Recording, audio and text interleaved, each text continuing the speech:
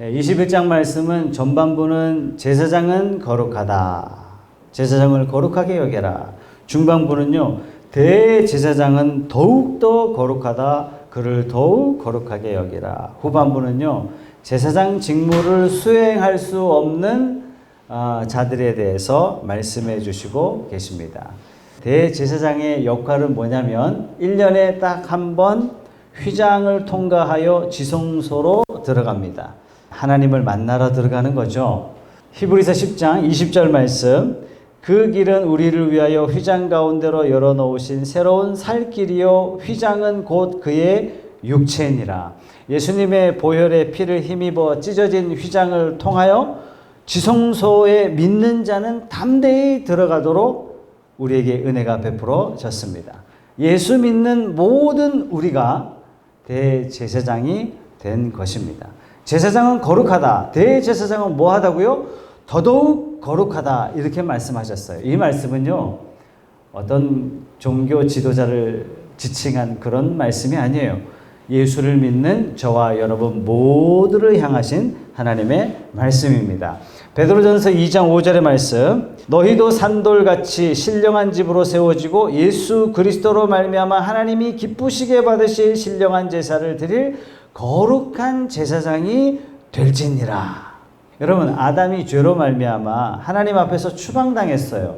하나님 앞에 추방당한 사람에게는 반드시 두 가지가 필요합니다. 첫 번째는 뭐냐면 이 추방당한 죄인을 위하여 대신 죽어줄 대속 제물이 필요하고, 이 죄인을 위하여 흠없는 대속 제물로 하나님 앞에 제사 드릴 제사장이 필요합니다.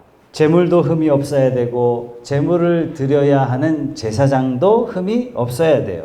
여러분, 저와 여러분들을 어떻게 부르셨다고요? 왕같은 제사장으로 부르셨다고요. 부름받은 우리 모두에게도 동일하게 하나님이 말씀하세요. 로마서 12장 1절 말씀에 이렇게 말씀하세요. 그러므로 형제들아, 내가 하나님의 모든 자비하심으로 너희를 권하노니 너희 몸을 하나님이 기뻐하시는 거룩한 산 제물로 드리라. 이는 너희가 드릴 영적 예배니라. 우리를 거룩한 산 제물로 드리래. 그러니까 우리가 제물 돼야 되기 때문에 제물이 어떠해야 됩니까? 흠이 없어야 됩니다. 다시 말해서 우리의 사역도 우리의 삶도 흠이 없어야 된다. 이렇게 말씀하세요. 여러분, 대제사장에게는요, 굉장히 특별하게 거룩하게 살 것을 오늘 본문 말씀에 어떻게 말씀하시냐면, 심지어 대제사장의 부모님이 돌아가셔도 그 죽음을 가까이 하지 말라. 왜 이렇게 해야 합니까? 대제사장의 삶 자체가, 대제사장의 사역 자체가 죽음에서 생명으로 영생을 상징하기 때문에 그렇습니다. 대제사장은 누구를 상징한다고요? 예수 그리스도를 상징해요. 영원하신 생명 대신 예수 그리스도를 예표하기 때문에 죽음을 가까이 하지 말라. 10절 말씀에 자기의 형제 중 관유로 부음받고 위임되어 그 예복을 입은 대제사장은 그의 머리를 풀지 말며 그의 옷을 찢지 말며 부모님이 돌아가셔도 애통해 하지 말라. 11절 어떤 시체든지 가까이 하지 말지니 그의 부모로 말미암아서도 심지어 너의 부모일지라도 너의 사명을 직분을 더러워지게 하지 말라. 상식적으로 우리가 생각했을 때 정말 놀라운 표현이 아닙니다. 12절 말씀, 그 성소에서 나오지 말며. 아니, 부모님 돌아가셨는데, 우리 친지 중에 중요한 분이 돌아가셨는데 아예 성소에서 나오지 말라는 얘기, 예배당에서 나오지 말라. 그의 하나님의 성소를 속되게 하지 말라. 이는 하나님께서 성별하신 관유가 그 위에 있음이니라. 나는 여호와니라. 관유가 있음이라 뭐라고요? 성령의 임재하심, 성령의 기름 부으심이 있기 때문이다. 신약에서도요, 고린도전서 3장 16절 이렇게 말씀하세요. 너희는 너희가 하나님의 성전인 것과 하나님의 성령이 너희 안에 계시는 것을 알지 못하느냐. 누구든지 하나님의 성전을 더럽히면, 여러분, 교회 와서 예배당을 더럽히는 게 아닙니다. 나를 더럽히는 거예요. 내 몸을 더럽히는 거예요. 예수 믿는 사람들을 더럽히는 거예요. 하나님이 그 사람을 멸하시리라. 하나님의 성전은 거룩하니 너희도 그러하니라. 여러분, 성도들에게는 특별히 거룩한 신분과 지위 사명의 영광스러움이 있음을 우리가 늘 잊지 말아야 됩니다. 그러니까 대제사장은 심지어 부모님이 돌아가셔도 가까이 하지 말라 그랬으니까 일평생 이걸 마음에 두고 살아야 되잖아요. 늘 거룩함, 나는 거룩하게 살아야 돼. 이게 이 각성이 늘 있었던 겁니다. 그래서 우리에게 이런 거룩을 요구하세요. 세상과 다른 구별됨을 요구하세요. 아니 목사님, 전도하기 위해서는 세상과 함께 가야 되지 않습니까? 아니 결국 구원한다는 얘기는 진흙탕 인생 속에 있는 사람을 찾아가야 되는데, 그런 사람 찾아가다 보면 결국 진흙을 묻혀야 되는 게 뭐 어쩔 수 없는 건 아닙니까? 이게 멋진 말인 것 같은데 반대로 보면 또 죄를 합리화하는 그런 표현일 수도 있습니다. 요한계시록 19장 7절 8절 말씀에 이렇게 말씀하세요. 우리가 즐거워하고 크게 기뻐하며 그에게 영광을 돌리세. 어린 양의 혼인 기약이 이르렀고 그의 아내가 자신을 준비하였으므로. 그의 아내가 누굽니까? 예수 믿는 우리 모두를 그의 아내, 즉 예수님의 거룩한 신부로 말씀하세요. 그에게 빛나고 깨끗한 세마포 옷을 입도록 허락하셨으니, 하나님께서 신부들에게 깨끗한 세마포를 입히신대요. 이 세마포 옷은 성도들의 옳은 행실이로다. 여러분, 그의 아내가 누구라고요?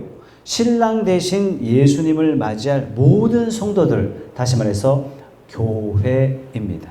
그의 아내가 자신을 어떻게 준비한다고요? 세마포 옷을 준비한대요. 세마포 옷이 뭐라고요? 깨끗한 옳은 행실, 정결한 신부처럼 옳은 행실로 단장하고 있어야 된다. 다시 말해서 성도들에게 거룩한 삶을 하나님께서 말씀하십니다. 왜 우리들에게 자꾸 거룩한 삶을 요구하시죠? 우리의 직분이 세상 사람하고 완전히 달라요. 우리를 어떻게 부르셨냐면은 베드로전서 2장 9절 말씀에 택하신 족속으로 우리를 특별히 뽑으셨어요. 왕같은 제사장으로 우리에게 임명하셨어요. 거룩한 나라. 어떤 나라요? 하나님 나라예요. 우리는 하나님 나라예요. 그의 소유된 백성이 되게 하셨습니다. 왜 그렇습니까? 이는 특별히 하나님이 목적이 있으셨습니다.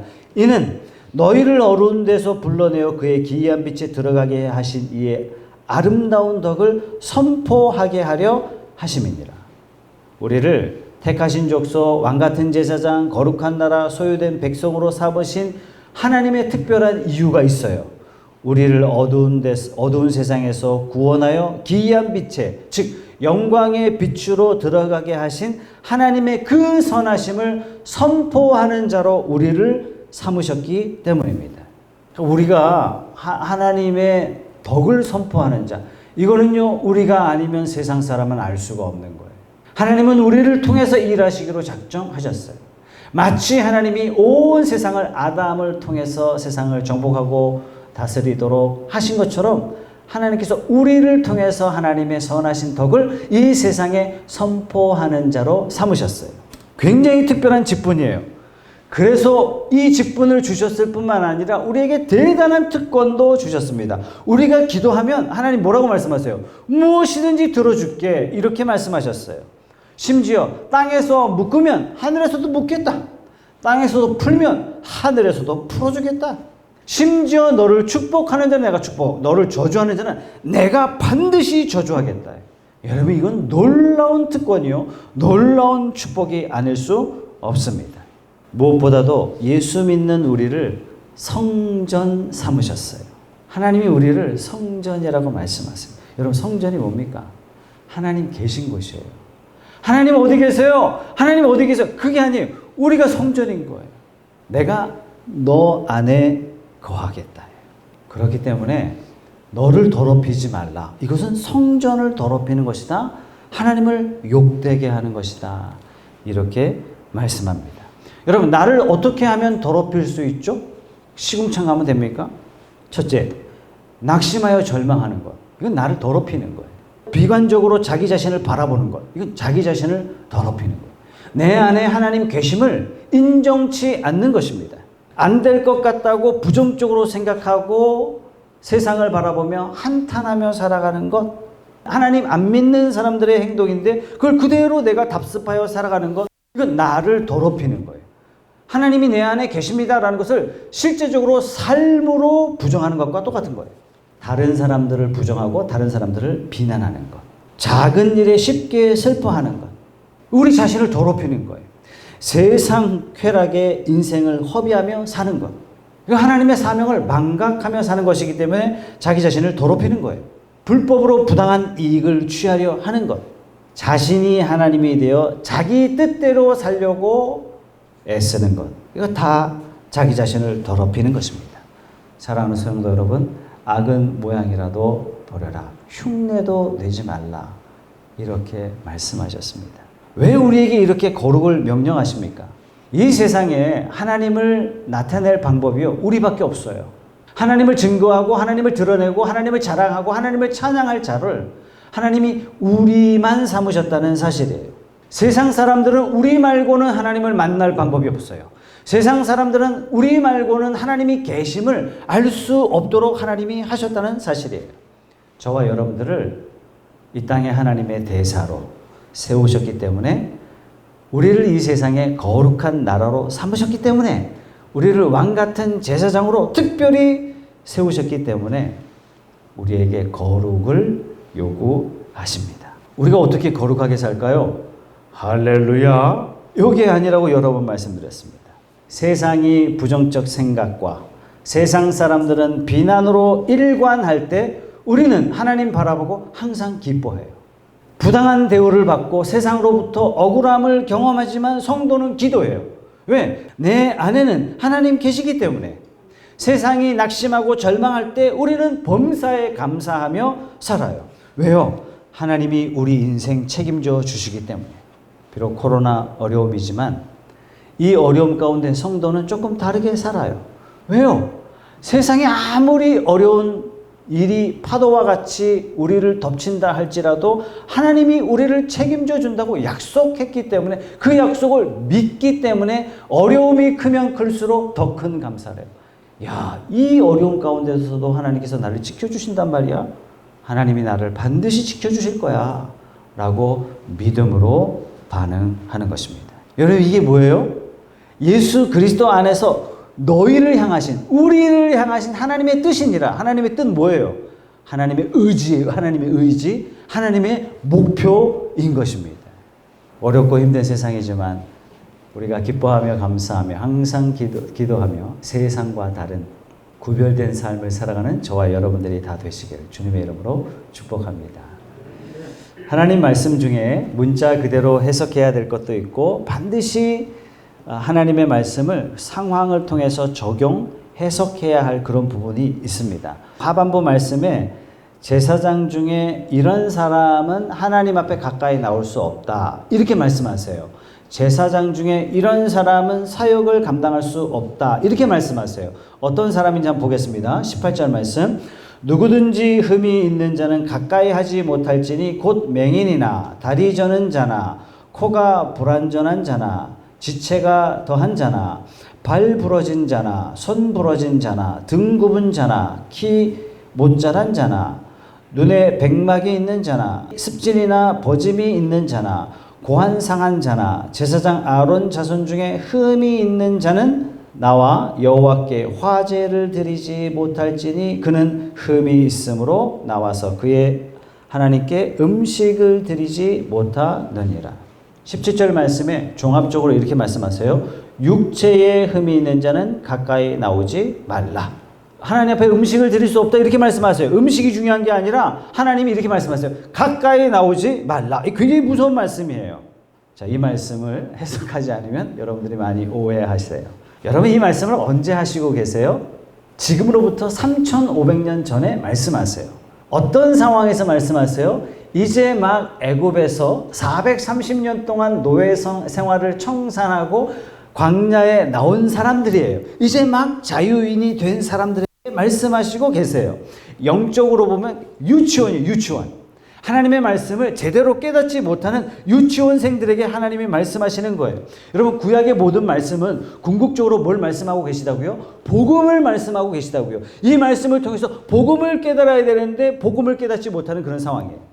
그러니까 이 유치원생들에게 딱 맞게 거룩을 가르쳐 주시고 계신 거예요. 이들이 딱 인식할 수 있는 수준. 10대가 노예로 살았어요. 그러니까 삶의 노예 근성이 이게 몸에 쪄들어 있는 그런 사람에게 거룩을 가르쳐 주세요. 그러니까 우리 마음에 영적인 눈이 띄어지면 이 말씀이 어떻게 해석이 되냐면 어떤 사람이 하나님 앞에 가까이 나오지 못해요? 영적인 소경이 하나님 앞에 나올 수 없는 거예요. 영적인 쩔뚝발이가 하나님 앞에 나올 수 없는 거예요. 영적인 불구 상태에 있는 사람들은 하나님 앞에 가까이 나올 수도 없고 하나님을 면전에 만날 수도 없고 하나님의 사역을 감당할 수도 없는 사람이다. 이런 사람은 거룩한 사람이 아니다. 이렇게 말씀하십니다. 그러면 뭐가 영적인 불구자입니까? 누가 영적인 소아마비입니까? 그러니까 마음에 감사치 못하여 늘 불평하고 원망하는 사람, 늘 불안하여 염려하고 근심하고 있는 사람, 이런 사람은 하나님 앞에 가까이 나올 수 없는 거예요. 하나님의 일을 감당할 수 없는 겁니다. 세상 일 때문에 낙심하여, 여러분 낙심은 뭐냐요? 낙심, 떨어질 낙자의 마음심자. 마음이 떨어졌어요. 여러분 길거리 5만 원짜리 떨어지면 좋아요, 안 좋아요? 당장 좋아요. 근데 우리의 마음이 떨어졌는데 우리 마음을 죽지 않는다는 얘기예요. 우리 마음이 늘 주님께 가까이 가 있어야 되는데 마음이 낙심, 땅에 떨어졌어요. 마음이 세상에 떨어져 있어요. 그래서 늘 절망하고 늘 입에다 죽겠다 죽겠다 이걸 달고 살아요. 이거 영적인 불구자입니다.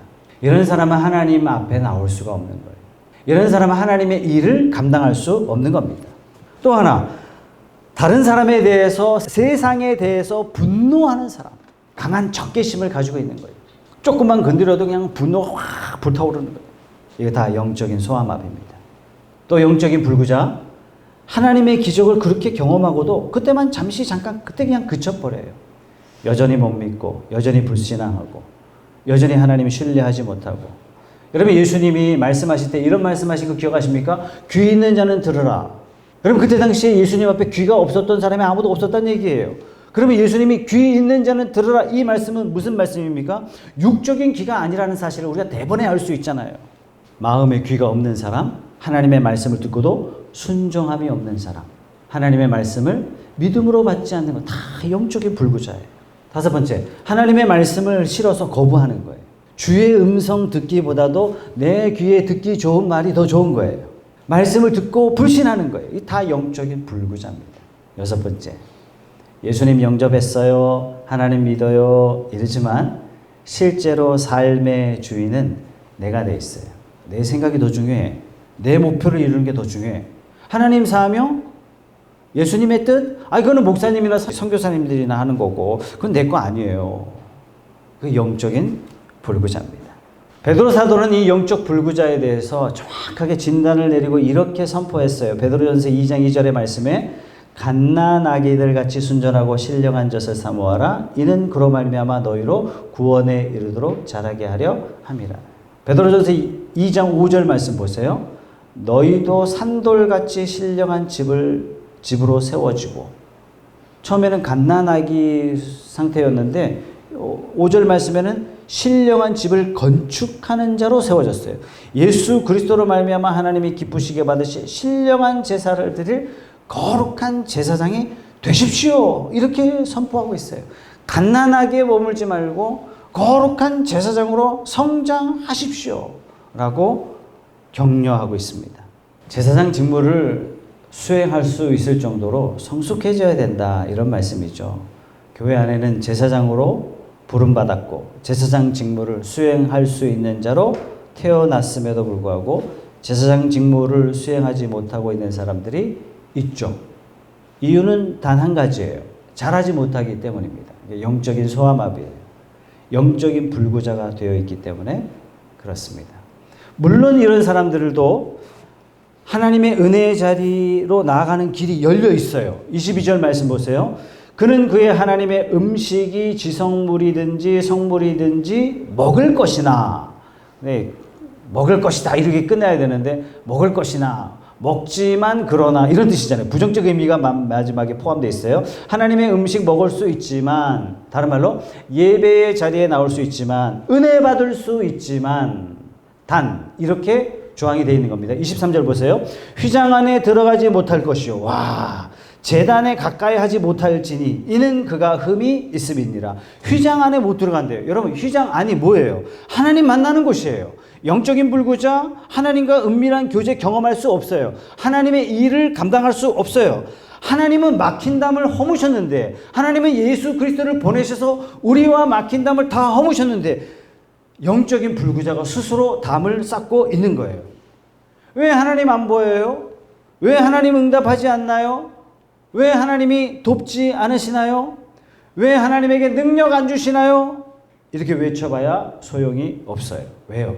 스스로 영적 불구자가 되어서 하나님 앞에 스스로 담을 쌓고 있는 것이기 때문입니다. 사랑하는 성도 여러분, 나의 지금의 영적 상태는 어떤가 한번 점검해 보시기 바랍니다. 이사야는 하나님의 임재를 경험합니다. 천사들이 나타났어요. 그걸 이사야는 스랍들이 공중에 떠 있는 거예요. 그 순간에 이사야가 충격을 받습니다. 뭐라고 고백해요? 나는 입술이 부정한 사람입니다. 내가 망하게 되었습니다. 자신의 영적 상태를 그대로 고백했어요. 이 고백하게 될 때 어떤 일이 벌어지냐면 천사가 발갛게 피어오른 숯불을 가지고 와서 이사야의 입에 댔어요. 그 순간 어떤 일이 이루어졌습니까? 입술이 뒤어졌어요? 아니에요. 죄가 제거되었다. 이렇게 선포합니다. 비로소 거룩한 선지자, 거룩한 제사장적 사명을 이사야가 그때부터 왕성하게 감당하게 됩니다. 사랑하는 성도 여러분, 우리 하나님은 참 좋으신 하나님이십니다. 누구든지 하나님 앞에 나와 하나님, 제가 이런 문제가 있습니다. 제가 영적인 소아마비였군요. 하나님, 나의 이런 약점들이 있습니다. 이렇게 고백하면요, 우리를 다시 거룩한 삶으로 살아갈 수 있는 힘과 기회와 은혜를 베풀어 주신 분이 우리 하나님 되신 줄 믿습니다. 하나님께 이 막힌 담을 헐 때 하나님이 이때 성령을 우리에게 강력하게 부어주시고 역사하십니다. 여러분, 매사의 모든 일에 성령의 인도하심을 받을 수 있는 그런 성도가 되는 것입니다. 여러분, 이 시간 우리 마음에 있는 하나님 앞에 있는 모든 막힌 담을 다 내려놓읍시다. 놀라운 성령의 인도하심을 받게 되실 것입니다. 여러분, 이게 바로 성도가 누릴 수 있는 이 땅의 가장 큰 행복, 하나님과 동행하는, 주님과 동행하는, 성령님과 대화하는 그런 행복하고 복된 삶이 되시기를 주님의 이름으로 축복합니다.